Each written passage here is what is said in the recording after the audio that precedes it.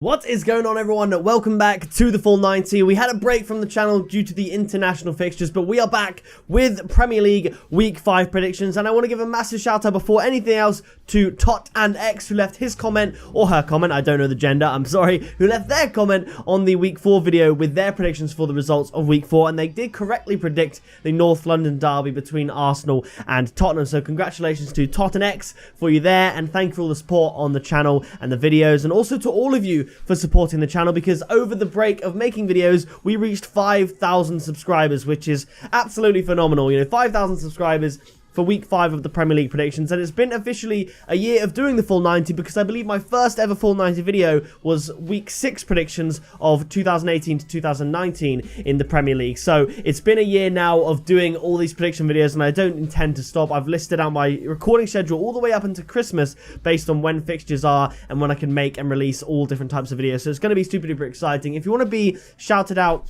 in the next Premier League video, then be sure to leave your comments down below as to what you think the results of Week 5 are going to be. Now, before we get into my predictions for those games, we're going to take a little look back at my Week 4 predictions. And out of the 4 weeks of the season, it has definitely been my best week. And I was very, very close to getting, you know, really everything right.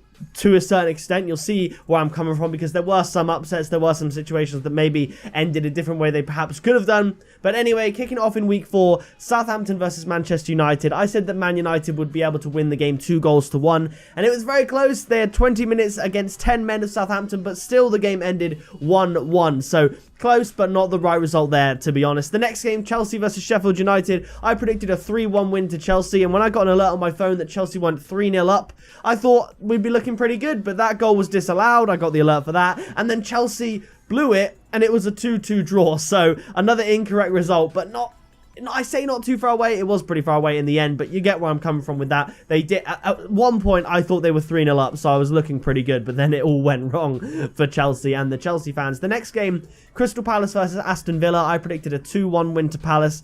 I got the winning margin correct, but the score wrong. It was just the 1-0 win to Crystal Palace. Next up, Leicester versus Bournemouth. I predicted a 2-0 win to Leicester. Again, I got the winning margin correct, but I got the score wrong. It was a 3-1 win to Leicester. And next game was Manchester City versus Brighton. Again, I got the winning margin right, but I got the score wrong. I predicted a 5-1 win to Man City. It was a 4-0 win to Man City. Now, the next game, I finally got a correct score prediction. I predicted that Newcastle and Watford would draw 1-1 at St. James's Park, and that is how it went. The next game, West Ham versus Norwich. Right result, wrong score again. I predicted that West Ham would beat Norwich 3-2, and West Ham actually beat them 2-0. The next game, once again, right result, wrong score. I predicted Liverpool would beat Burnley 3-1, and Liverpool finally getting that clean sheet. They won 3-0. The next one, Everton up against Wolves. I did say if any team was going to win, I'd pick Everton, but I did sit on the fence with the 1-1 draw. Everton did get the win, 3-2, so a very good result for them there. And then the final game, the North London derby, Arsenal versus Tottenham. I predicted a 2-1 win to Arsenal,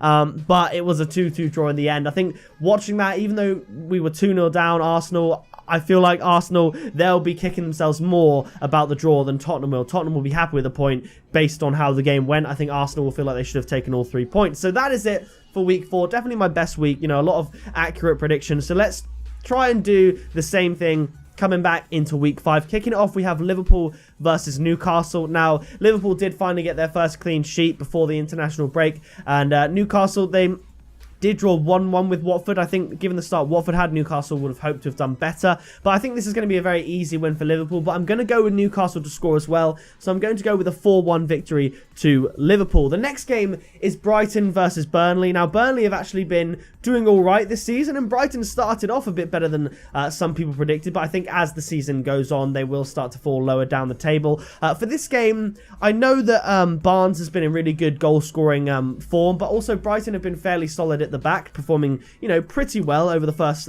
few weeks, other than the Man City game, of course. I'm going to go for a 0-0 draw. I don't think I've ever successfully predicted a 0-0 draw, so that would be quite a good one to predict in my opinion. So I'm going to go for a 0-0 draw here at the Amex Stadium.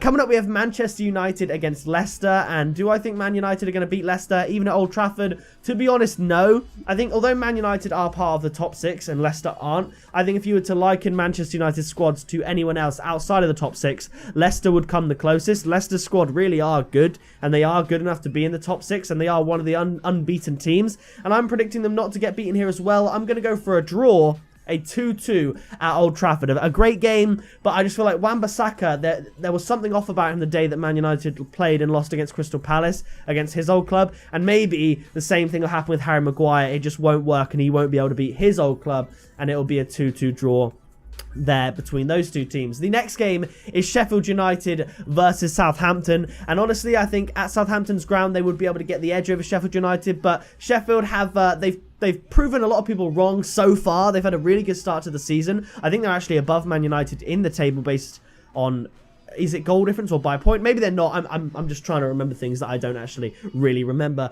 I think Sheffield United will be able to walk away with at least a point at home here. So I'm going to go for a 1-1 draw between those two teams for that game. So 3 draws in a row predicted. So we're going to have to change that up for the next game. Tottenham versus Crystal Palace. Tottenham have had a very shaky start to the season. After clawing back the win against Aston Villa on the first day, they haven't looked their best. They really have looked a bit off. And I think they were lucky in the end to walk away with a point against Arsenal. So I'm going to go with Tottenham to get back to winning ways here at home. Crystal Palace have been performing really well, but they haven't really scored a lot of goals. They've been a 0-0. There's been like 1-0s, you know, very low scoring games. So I think there's going to be a low-ish scoring game, but I think it's going to go in the favour of Tottenham. So I'm going to go for a 2-0 win here to Tottenham. Now, the next game is very tough to predict. It's Wolves versus Chelsea at home at Molineux. And I'm struggling because I think, has Raul Jimenez got an injury? I think he might have an injury. And Chelsea, they're starting to look okay. They're starting to look like they can maybe break into the top 6.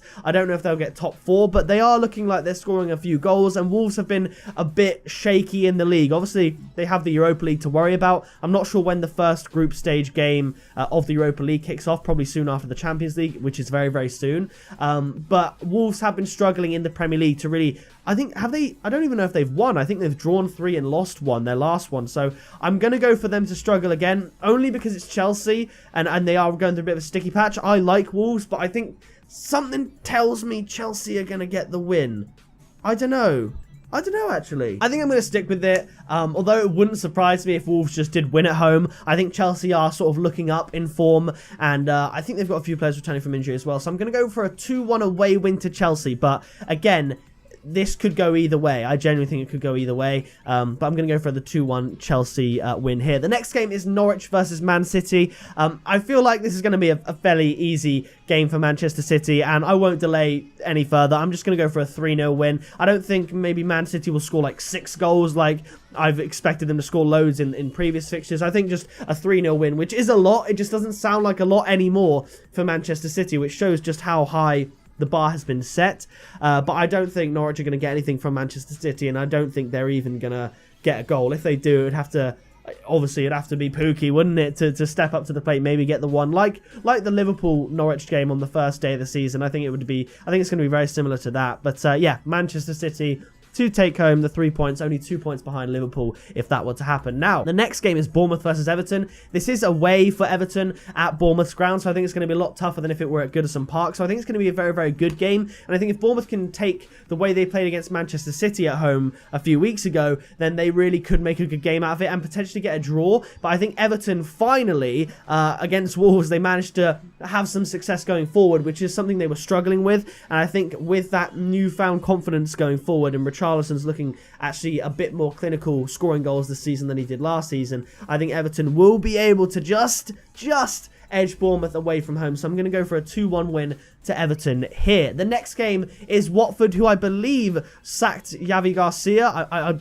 That might have just been a rumour that I saw. I didn't look into it at all. But I think they do have a new manager, and it hasn't been a great start for them. 1 point against Newcastle from the opening 4 games, and that is it. And given the struggles that they've had going forward, I do think they've scored 2 goals, I think, this whole season, and I think that's going to hurt them against a team like Arsenal, because it's Watford versus Arsenal, in case I didn't mention that. And Arsenal did manage to get their only, I believe, away win against Watford last season away from home, and I think this one's going to be a little bit easier. They've got the added firepower of Pepe, and even Ceballos as well. He looks so good. Guendouzi, he played well in the North London derby. He's looking decent.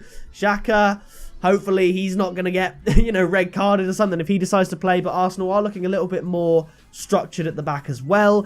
So I'm going to go for a 2-0 away win to Arsenal. I'm usually not confident with Arsenal away from home, but this week, however, I am. Now, the final game of the week, Aston Villa against West Ham. West Ham, I think they do tend to play better at home. Aston Villa tend to play better at home, so I think that does give Aston Villa a slight edge. I think it's going to be end-to-end action. I know Aston Villa, they had the game against Palace where they lost 1-0. There was all the controversy at the end with Jack Grealish.